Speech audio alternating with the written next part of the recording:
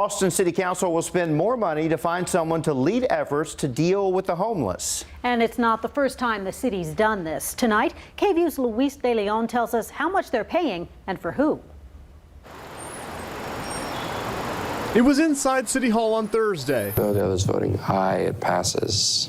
So 35 passes. Where Austin City Council voted to deal with a big problem you see outside.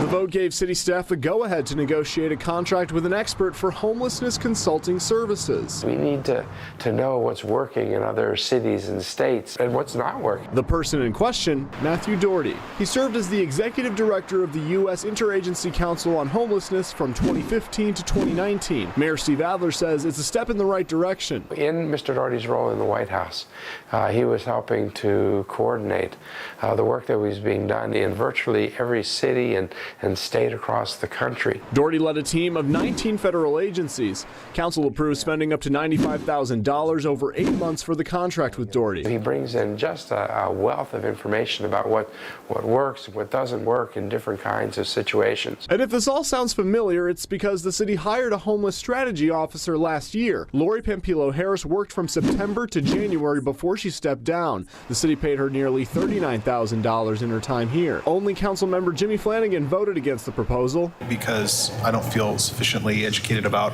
how we have adjusted for challenges that we experience under our homeless strategy officer.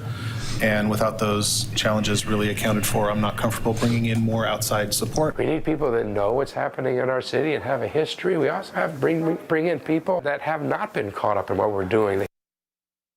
Now, according to Austin Public Health, the money for this comes from existing funds in the budget for homelessness. Earlier this afternoon, I reached out to the U.S. Interagency Council on Homelessness, which, as I mentioned, Doherty was involved in for about 4 years. A spokesperson there said they have no comment. Mike? Thanks, Louis.